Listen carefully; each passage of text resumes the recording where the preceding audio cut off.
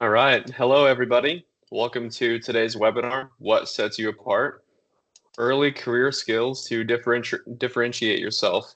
We'll get started here in just a minute. We'll let a few more people filter in.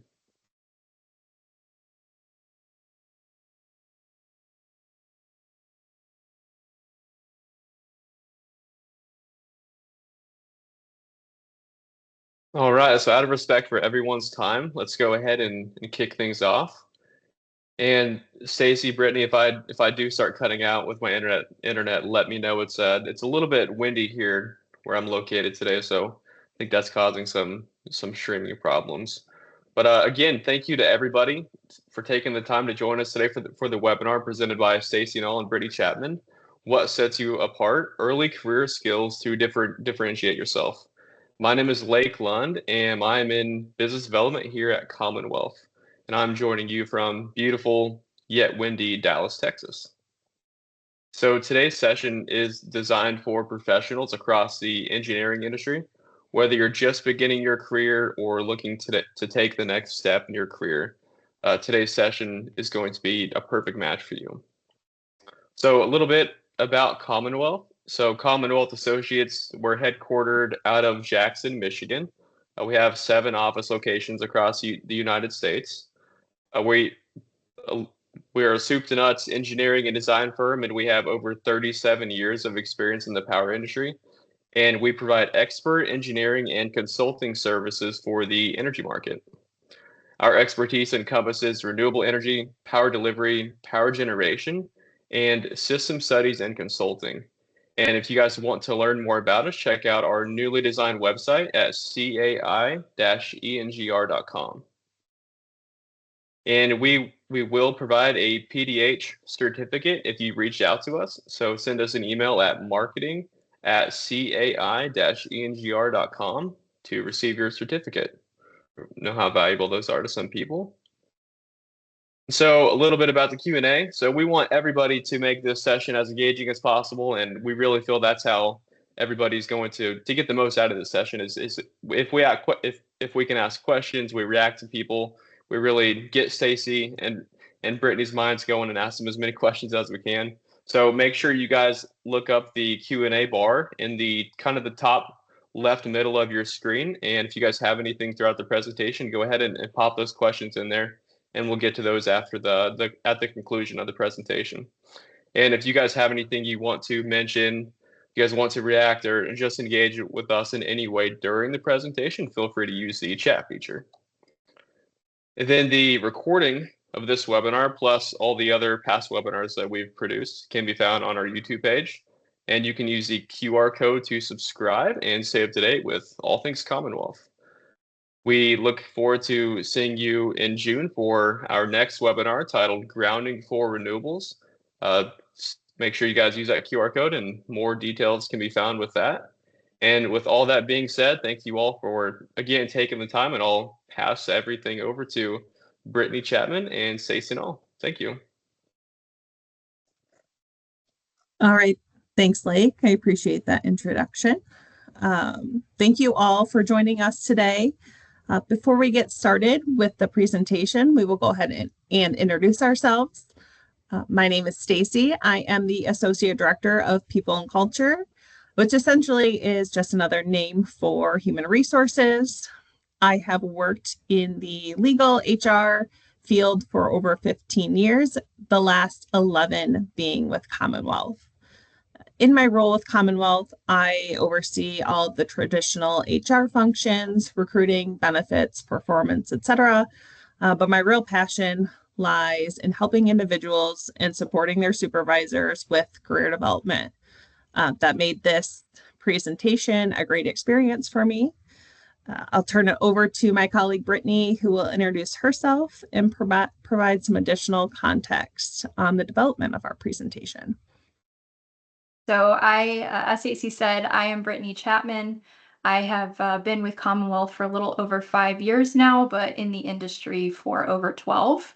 I have a bachelor's degree in electrical engineering from the University of Central Florida, And my primary background is in protection and control engineering. So I am an engineer through and through. So this is I would say, a unique pairing for a webinar, but one that is an absolute blast to deliver. And I really enjoy talking about these things because they make a huge difference in your career. So getting to that point, I want to talk a little bit about where the concept of this presentation started.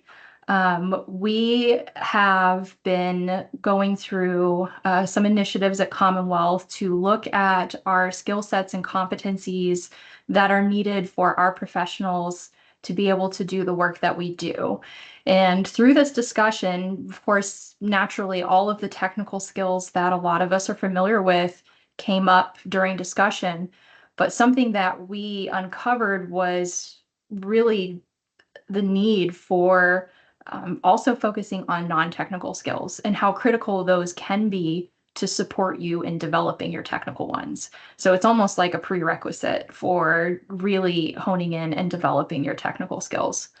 After that point, we came across a call for articles for a C-grade publication called Electra. And I think I reached out to Stacey and said, hey, this article looks like a great opportunity for us to write something that's a little bit different. What do you think? And thankfully she agreed. So we partnered together to write that article for C-grade Electra.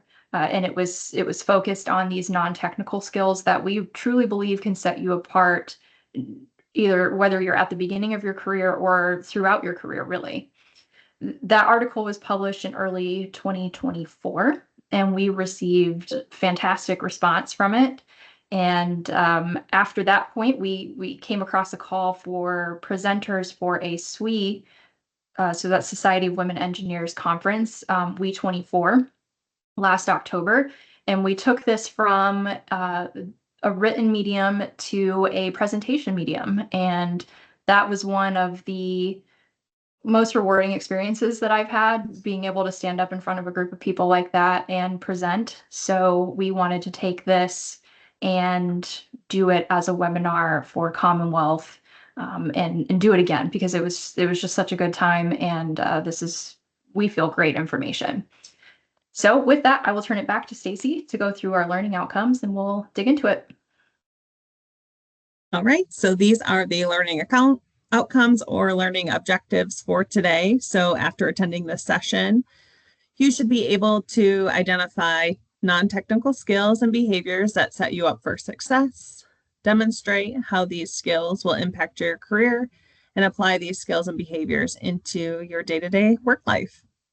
So I'll turn it back on over to Brittany, who's going to talk about our first skill and my personal favorite, which is curiosity. Right. So let's get started with curiosity. I'll read the definition first. I'm sure everybody that's attending knows what curiosity is, but for the benefit of it, curiosity is a strong desire to know or learn something. So why is this important? Why did we pick this skill to focus on? We truly believe that curiosity fuels innovation. It's a huge tool for conflict mitigation, and it's imperative for personal growth as it helps you become more well-rounded. The more curious that you can be about the things around you, the more that you understand how you interact with other people, which is absolutely critical in a technical field when you're often interacting with other disciplines and other people. As an engineer, we're often presented with lots of training upon onboarding and within the first few years of our career. All of this is a good thing as we're getting familiar with a new work environment and our work role, but pursuing the why behind the training is also critical, because you can accept the information that someone's giving you and apply it in one circumstance.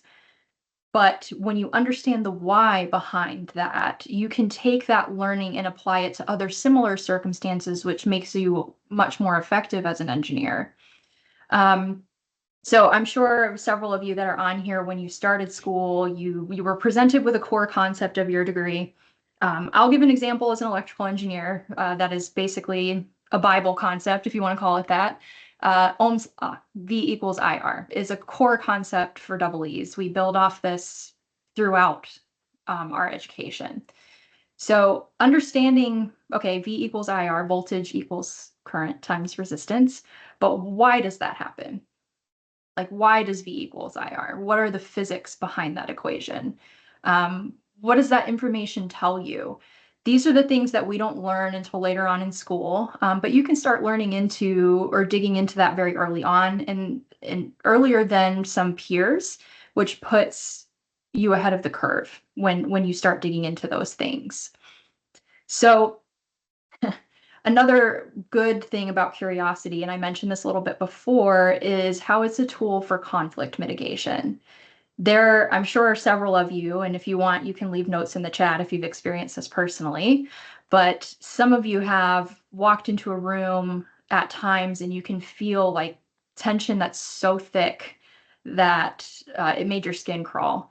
It can get really uncomfortable at times when there are strong opinions and other stressors. People all have their own objectives, even oftentimes when they're on the same team, such as time constraint, budget limitations, and other technical reasons. A simple statement. So when that happens, when you get into these situations and it's super tense, a simple why question, or can you explain your thought process? I'd like to understand, can bring the temperature down in the room very quickly. And it can also redirect the energy towards really solving the problem at hand instead of being focused on the emotion or allowing the emotion to override.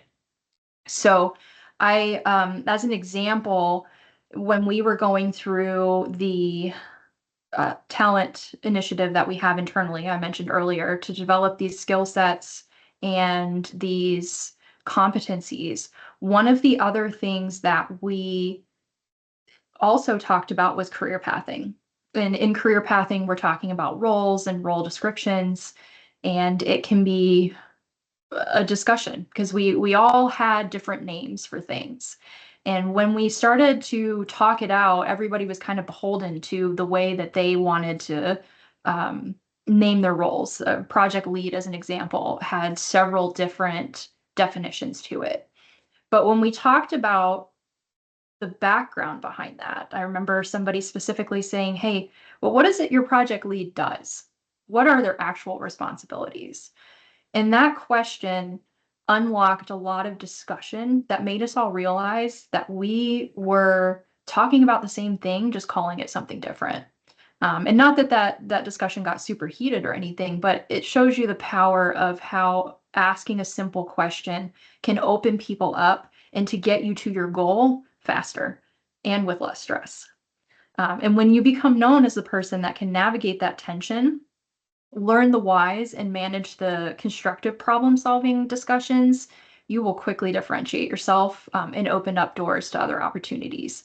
People will see the results of what you're able to do, and they will advocate for you to be on their team to get new opportunities, and they will also speak for you in your favor when you're not in the room, which is absolutely massive for career progression.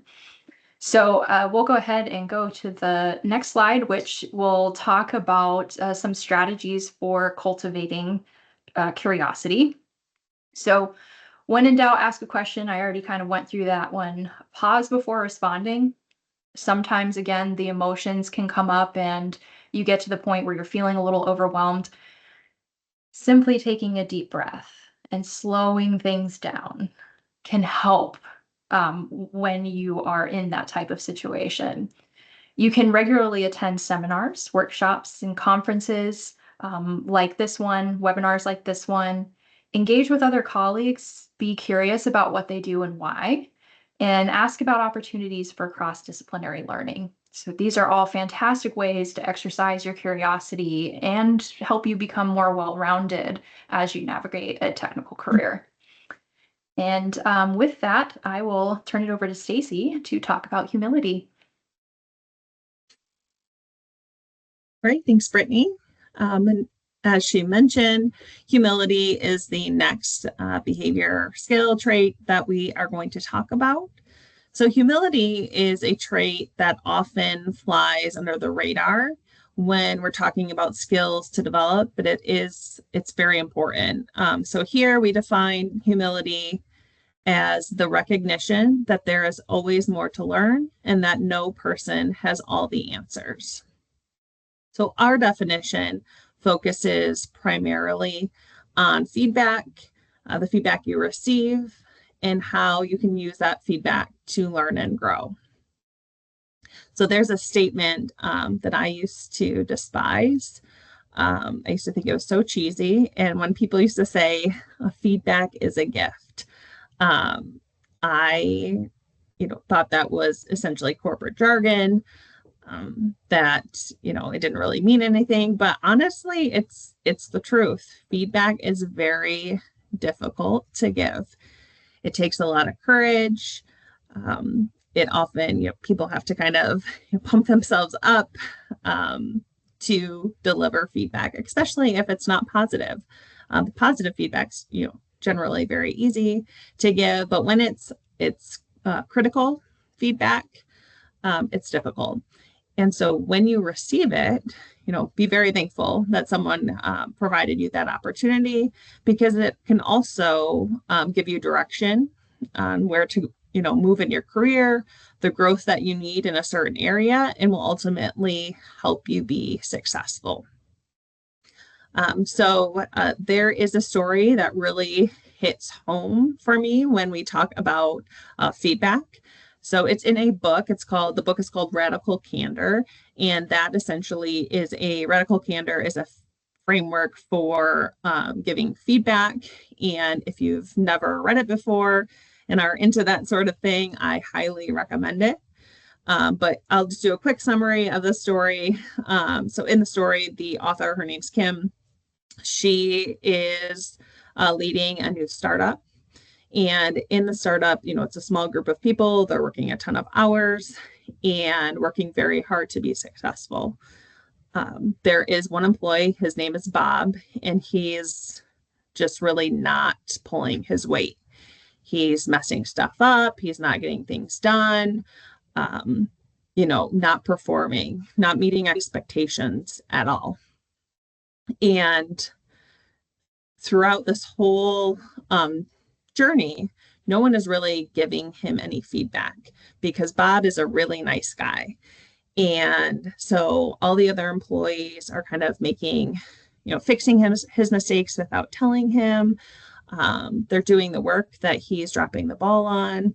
They're essentially making up for him this whole entire time. And then, several months go on and it's wearing on the other employees and wearing on probably some top performers. And the author and the leader here, Kim, she's decided that, it's time to part ways with Bob. She sits down, lets him know that they've decided that they need to part ways because he hasn't been meeting expectations. And I think in the book, it's just one simple line. And he says, why didn't anyone tell me? And that to me really hit home, because how does anyone know? How do you know if you're not meeting expectations if no one tells you? How can you improve, again, if no one tells you? And this is where feedback, is a gift, because no one wants to come in to work every day. And I would say for the most part, no one wants to come into work every day and mess something up or, does something wrong on purpose. So if someone is making a mistake, do them a favor and tell them. They can learn from it, they can grow from it, and hopefully never make that mistake again. So a big way to differentiate yourself here with humility is being proactive about feedback that you need to grow in your current job, in your career as a whole, but be proactive. If you aren't getting feedback, ask for it. And if you are one of the lucky ones that is getting quality feedback, do something with it. Use it to positively impact yourself and your career. So let's talk about a few strategies to cultivate humility. So the first one here, actively seek feedback from peers, mentors, and leaders.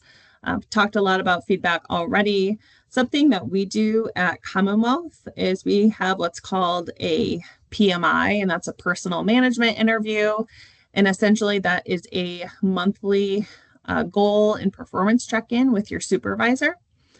And in this meeting, your supervisor is expected to not only check in on goals, your progress towards them, but also expected to give you feedback, both positive and constructive. So doing so allows for two things. One, you're getting feedback throughout the year. So when you get your review at the end of the year, nothing should be a surprise. You should have been getting, the feedback all year long. And the other, and probably the more important piece, is that if you're getting feedback throughout the year, you can focus on your development early in the year. So if you're not meeting expectations in a certain area, need to develop a skill, you can do that right away and then hopefully turn it around in a short amount of time. You don't have to wait till the end of the year to get your review and realize you've been doing something wrong the entire year, and then take the time to develop. So the next one is be open to constructive criticism and use it as a chance to learn and grow. Again, talked about this as well, but don't respond poorly to feedback, even if you don't agree. So if you don't agree with something, you don't have to, do something with it. You don't have to change the way you're doing something just because one person gave you feedback. It's really up to you on how you want to respond to feedback. But again, don't respond poorly. If someone gives you feedback, again, thank them and move on. View your career as an opportunity for continuous learning, something that I'm very passionate about. And I think Brittany, we've, shared this, that we both agree being a lifelong learner is very important, and very important to continuously grow yourself personally and in your career. And then the last one here is acknowledge mistakes and take responsibility for correcting them. That's essentially accountability 101. So the important part here is if you make a mistake, which everyone does, take the responsibility, put in the extra effort, and make it right. That will earn you a lot of respect in your career. So with that, that's all on humility. So I will turn it back over to Brittany, and she will talk about confidence. Awesome. Thanks, Stacey. So confidence, and again, I'll read the definition: a feeling of self-assurance arising from one's appreciation of one's own abilities or qualities. Why confidence? This one might be kind of obvious, but confidence enables you to take on new things. It enables you to feel like you've got this, but it shows up in a lot of other ways in the workplace. Confidence is what enables us to have the courage to question the status quo, to offer up new suggestions for corrections. It's what enables to ask us for new opportunities and put ourselves out there. There's so many things that confidence enables us to do. It can help us overcome the fear of asking for anything that you feel like you're not 100% qualified for. And with confidence, there's something that I personally use quite often that I was actually, I guess, taught, or I heard from my mom, who is a director of IT for a pretty large law firm. So another powerful woman in STEM. And this is a mantra that she shared with me that helps me kind of get through those moments of, I'm not qualified enough, I can't do this, this is too much, I can't ask for that. And her mantra is, you don't ask, you don't get. And I love that. I love that, because what's the worst that could happen? Somebody says no and you have to try again. I mean, what's the best that could happen? They say yes, and great, you're on a much better path. It does not hurt to try. And for me, taking a deep breath in, repeating that sometimes gives me the confidence to just go for it and say, again, what's the worst that could happen? So I'll give a specific story, and this one's a personal story actually about an early career experience that I had. I was working for a large equipment manufacturer as a marketing engineer and was struggling with a front-end sales force that wasn't as knowledgeable about the product as they could have been, at no fault of their own, really. There wasn't enough information making it to the front line. So the front end sales team, these individuals had a ton of product lines that they had to represent. Their time was spread thin.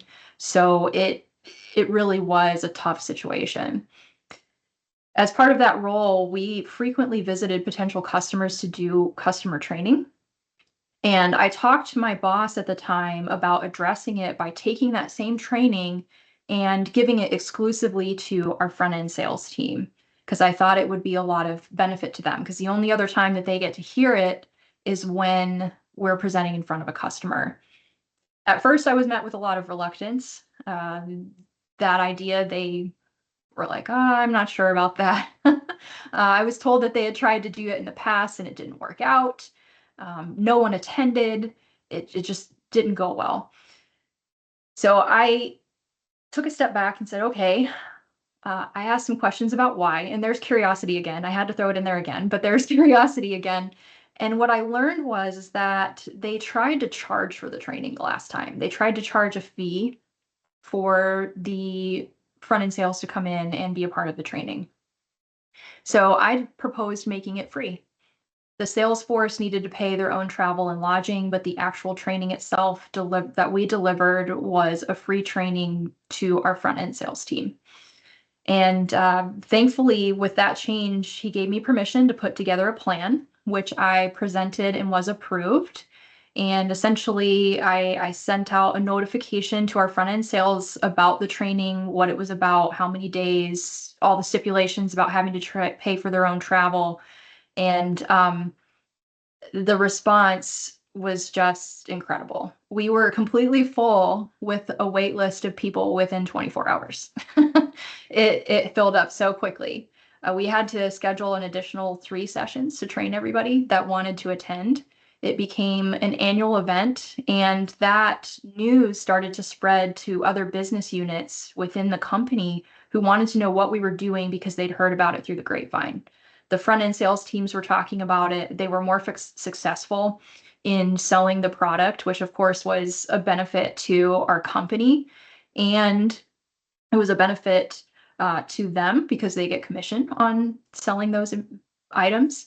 So it was really a win-win for everybody. And I tell this story because I could have said, you know what, I don't know what I'm talking about. They've already tried this. I'm not going to do that. But I trusted my gut. You got to trust your gut. Sometimes you have to have the confidence to ask questions and dig, and have the confidence in your abilities to pull things off. You can do hard things. It is possible. So let's talk about ways to cultivate strategy. Trust your education and experience. Everybody has a unique background. Everybody has unique experience. Trust in that. Trust in your ability to be able to use that experience in your education to make your way through a situation. Take on activities and projects that stretch your abilities. It can be a small stretch. It does not have to be a big thing. It could be learning a new skill or trying out a new skill one piece at a time. And when you try out one small piece at a time and continue moving, you'll be surprised at how quickly your skill set builds up and how quickly you gain confidence, not only in what you already know, but confidence in your abilities to learn new things, which is absolutely critical. Share ideas and solutions with your team. Get them involved in things. Talk about bouncing ideas off of each other. It doesn't have to come down as a directive. It can be, hey, what do you think about this idea? And when you have other people that help you refine it, you've talked to a few, you've planted some seeds somewhere, it allows you to move forward with that idea in confidence because you've already refined it over time behind the scenes. And lastly, take the lead.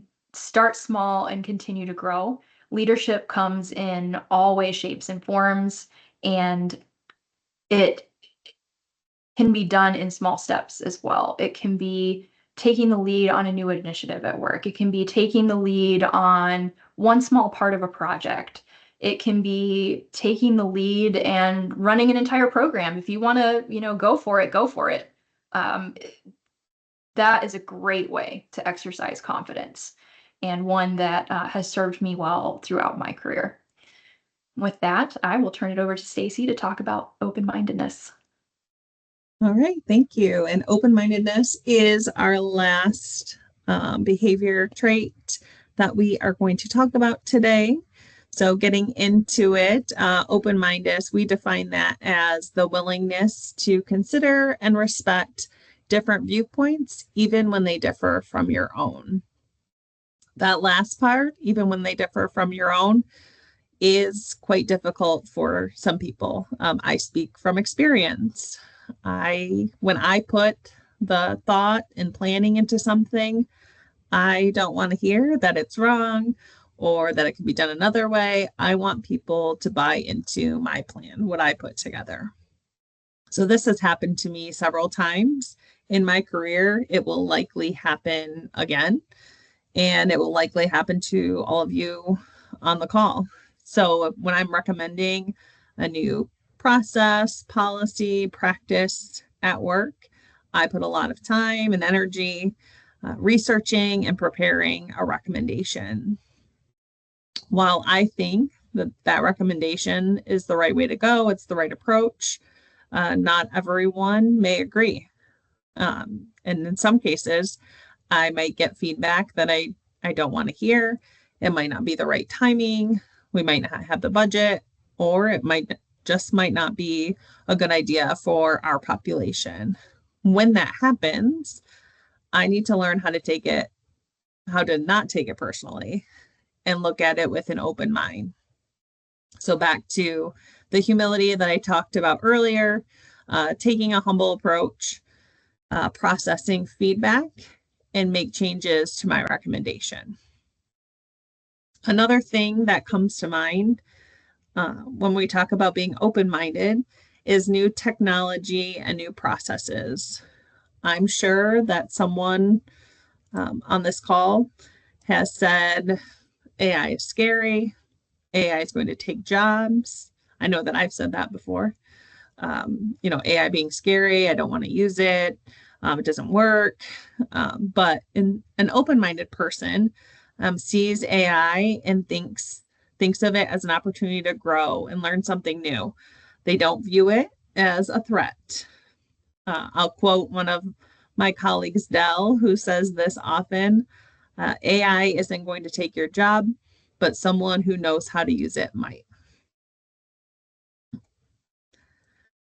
Let's talk about strategies for cultivating open-mindedness.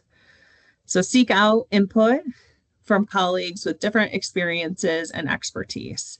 And I think a version of this has been in almost every behavior skill that we've talked about today, but it is very important to get feedback, to get perspective, to learn from other people, and a lot of different people. So it could be a peer, it could be your supervisor, it could be a direct report.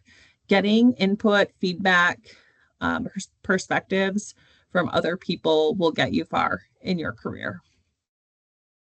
Engage in brainstorming sessions and encourage everyone to contribute. So being able to facilitate conversations, bring in others, ask back to what Brittany talked about and being curious, asking questions when someone brings up an idea that is different from your own. It may be counter to something that you proposed, but asking questions and learning more about other people's ideas can help make the ending outcome even more impactful. Another idea here is to attend diversity and inclusion workshops to enhance your awareness of different perspective. So we internally here at Commonwealth hosted a panel last year. It's been 6 months or so, just almost a year. And it was on women in male-dominated industries.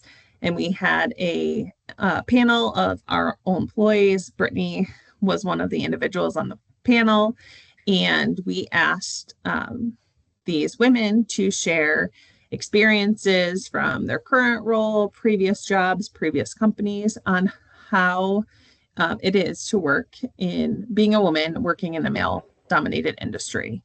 Again, I think everyone was hesitant, a little nervous to share their perspective. And I think looking back, we're all very, very happy that we did. We received amazing feedback, outpouring of support from colleagues within Commonwealth. And really, there was a desire for more opportunities like that panel. So again, I think we were a little surprised, but it showed that there was quite a bit open-mindedness in the people of our company. And then the last one here, be flexible and adaptable when faced with changes in the workplace. So again, that references that new technology, AI, and seeing change, any change. It doesn't have to be technology. It could just be, in a change of how you're doing your work or who you report to, what department you're in, any change that you come across, and see it as an opportunity and not as a threat. So with that, I will turn it back over to Brittany, who's going to summarize our presentation. Yep. So as you all know, we just spent a little over a half an hour talking about some what we feel are very critical non-technical skills to be able to succeed in a technical workplace. So we talked about curiosity, humility, confidence, and open-mindedness, and how they set you up for success. We told some personal stories and gave some information on how these skills impact your career and what they look like when they're applied in the workplace, and then gave some tips for cultivation. So hopefully you all got something from the presentation, learned something, or maybe if you already knew all of this, that it just reaffirmed that you are on the right path. But we definitely appreciate you being a part of our presentation today. And at this point, I think we'll turn it over and open up Q&A. It's been open the whole time, but if you've had a question, feel free to type it in there, and Stacey and I will do our best to answer.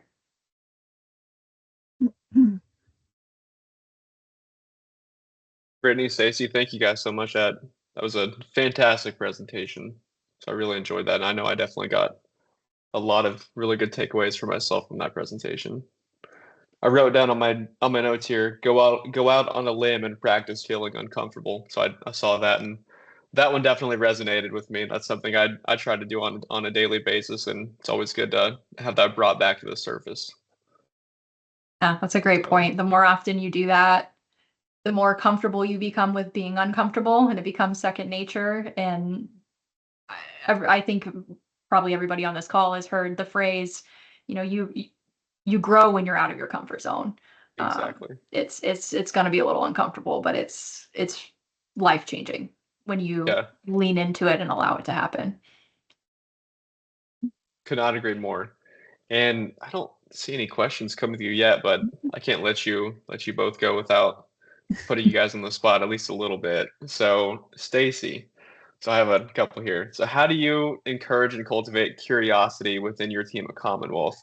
Are there any specific practices or activities that you find particularly effective in fostering a culture of curiosity? Sure. So that's something I think Brittany talked quite a bit about, how to display curiosity. But something that I do quite often and also encourage my team as well is asking questions. Don't jump just right to a response. Making sure that you understand the situation, that you understand what's being asked of you before just jumping to an immediate response. So ask questions. What someone might be asking for might not be what they actually need. So asking questions, finding more out about the situation, and then making a recommendation based on those responses. And that's actually something I didn't mention is Brittany talked about our strategic, our talent initiative, and we actually added curiosity as a subcomponent of consultant mindset in our core competencies. So essentially, that means that we expect all of our employees here at Commonwealth to display a certain level of curiosity. Fantastic. And that does kind of lead me into my next question here for Brittany. So you spoke a little bit about the role of curiosity in conflict management. Can you share a specific instance where asking the right questions helped resolve a conflict? Sure. I actually, is something that happens to us every day. I won't name any project. Yeah. I won't name any project specifics, but some of our project team structures at times can get quite complex. So sometimes we're subcontracted to a construction partner who's subcontracted to someone else who has a relationship with an end client. So we have multiple layers of communication at times in our project team structures across multiple disciplines, and everyone has their own objectives because they're trying to get their job done, and there's a lot of respect. I have a lot of respect for that. That's what we're all trying to do. And at times when you are trying to do that, you're trying to seek out information for yourself, you're trying to advocate for the way a design should be in order to improve, say, constructability or improve upon lead times, maybe sourcing a slightly different piece of equipment. If it may not meet the customer spec exactly, but you might need to bring up some of that stuff and actually talk it out. And curiosity comes into play quite often when that situation comes up, because you can go to a client, and I'll use the example that I just mentioned of recommending an equipment change that's against their spec, and say, hey, well, we want to change out this piece of equipment because the lead time's shorter. Quite honestly, they're going to look at you and go, oh, okay, like you all agreed to a date, you all agreed to have this done by a certain time. That sounds, you know whatever, right? They do have in-service dates and stuff typically that they want to meet too, but their first reaction without any sort of curiosity just coming to them directly with that question might be to put their backs up and say, no, I'm not doing that. Which is their right to do that, you know? So I think where curiosity comes in that situation is asking the question, hey, how are you using this equipment? Why did you pick this one specifically? Are there features about it that you use in your operations? Are there certain functionality that you require? Because that can inform your suggestion to someone. So maybe you get all of these little details and it informs the solution that you provide to them. So it's meeting all of their needs and still checking all those boxes, but it's meeting yours too. And that happens a ton. It happens all the time. So that is one very specific example that I can give, that curiosity just helps, grease the wheels a little bit. Fantastic. Thank you Mhm. so much for that answer, Brittany. And then Nick Saunders actually sent us in a question. So he asked, one soft skill that wasn't directly discussed here is emotional intelligence. Do you have any thoughts or examples on how this can be best applied in the business world? Yeah, I'll start. And if you want to add on, Brittany, Sure. you're more than welcome. So I will start off by saying, our list of skills probably could have been 20 long. So, these were the 4 that made the cut for Brittany and I, but as Nick mentioned, there's also emotional intelligence, which is very important as well, especially in the business world. A couple things come to mind when we talk about emotional intelligence. And one of those things is really under what I would consider like know your audience, understanding your peers, your direct reports, and how you work with them may be different. So, for example, direct reports, a lot of times, in recognition, individuals want to be recognized differently. So someone that prefers, a quick like thank you note or, pat on the back, something quiet, probably doesn't want you putting in the, company-wide live session, a piece of recognition about them. So that's a little bit of like, know your audience, know who you're working with, understanding them, and then working with them appropriately. Another piece, which I think is a large component of emotional intelligence, is self-awareness. So having understanding yourself. And one way to do that is by a lot of what we talked about today, but it's getting feedback. Ask people who will give you direct feedback, who aren't going to, beat around the bush or not or make light of your request, but talk to someone who will give you direct feedback, and then do that, continue to do that, and then use that information to help improve yourself and help understand yourself. So self-awareness is a major piece in emotional intelligence. Yeah, just to add on to that part a little bit, that self-awareness is hugely critical working with people, being aware of something like your communication style versus how someone else prefers to be communicated with. And that can be whether it's direct or not, or whether you have to approach a little cautiously and then slowly get into where you're going. Understanding the person that you're talking to and understanding your natural tendency for what method you fall back on, it makes a difference in how you interact with other people. And I'm sure a lot of people on this call have been through communication training and things like that. But that's one that really stuck out to me based off of what Stacey was saying. Understanding your audience and your not just your relationship with them, supervisor or peer or whatever, but also communication styles and how they prefer to receive information, especially if you're going to be asking for them to give you like a favor or something. Setting it up makes it easier for them to say yes to do that, and it helps teams succeed as well. All right, great. I think that's all the questions we have. So if you guys would like to go to the next slide, I'll finish us off here with closing remarks.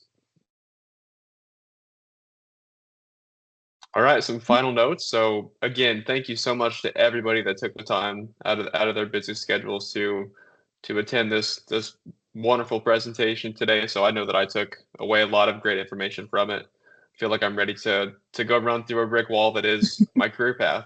So thank you, Brittany. Thank you, Stacey. Again, if you guys would like to receive a PDH credit, feel free to email us at marketing@cai-engr.com. We'll have a next webinar in June 2025. Make sure you all follow us on LinkedIn. We'll be posting updates on that. We're a very good follow on LinkedIn. We typically post updates on when we're going to conferences and some of our past projects we've been working on. So make sure you give us a follow. And the webinar recording can be found with the QR code on the bottom left hand of your screen. That'll take you all to our YouTube channel. And with that, again, thank you so much, and we cannot wait to see you for the next webinar. And thanks, Lake, for hosting us today. It was fun. Thank you. Thanks, everybody. Thank Thank you. Bye.